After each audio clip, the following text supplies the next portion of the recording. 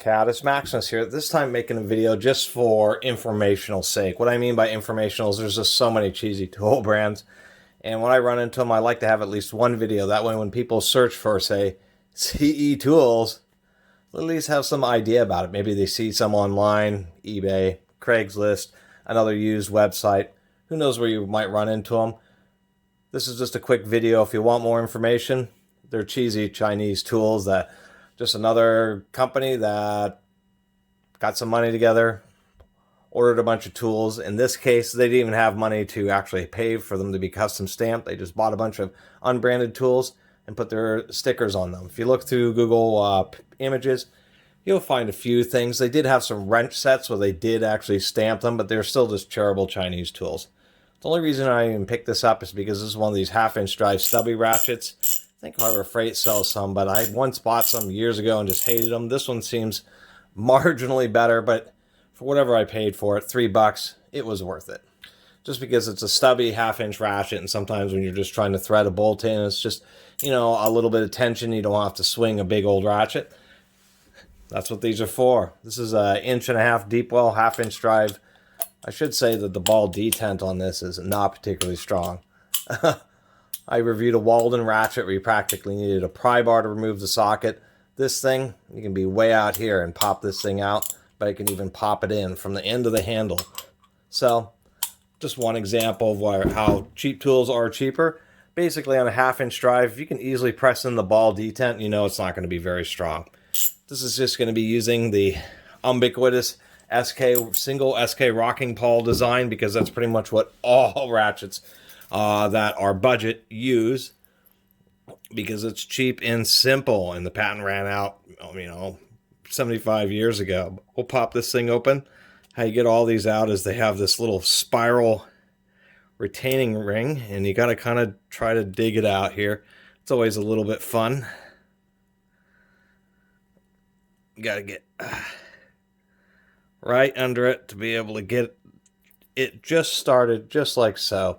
After you get it started, you can just unroute, just peel it off.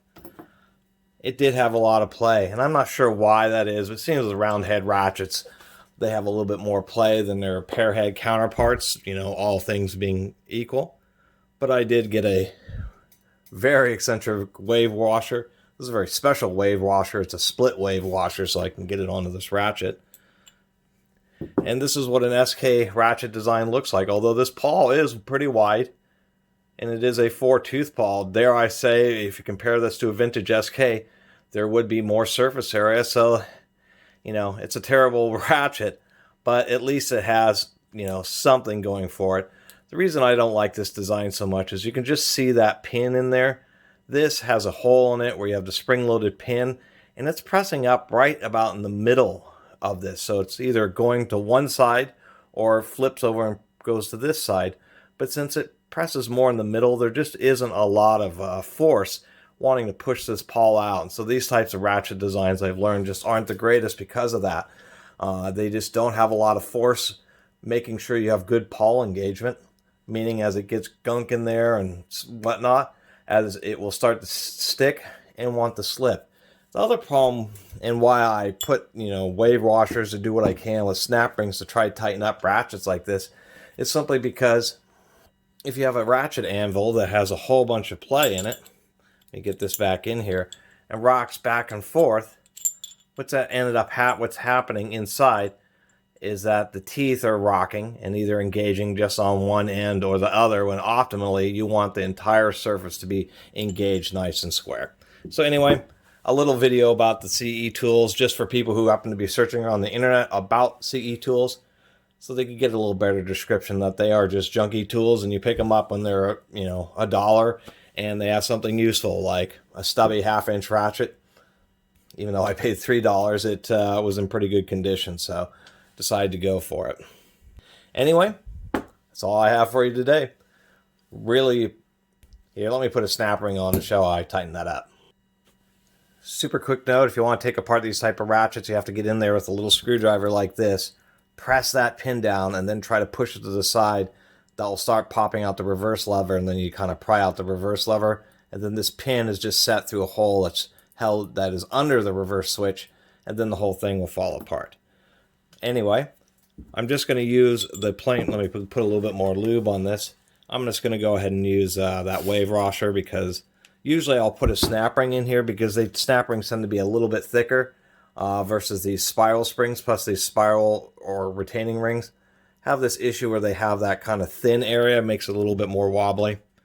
Instead, I'm going to go ahead and pass on that and just use the wave washer instead, which shouldn't be too bad to get on. It will be more difficult to get off, but this is not something I'm planning on removing very often. Just get it under the edge. It's always a little bit more fun when it's something like a wave washer. Let me battle this. And there we go. Got that wave washer in there. That's not going to be fun getting back out. Probably a little too stiff, but it certainly did the trick. That is one perfectly tight anvil. Anyway, really appreciate everybody watching and subscribing. Until next time, Catus Maximus out.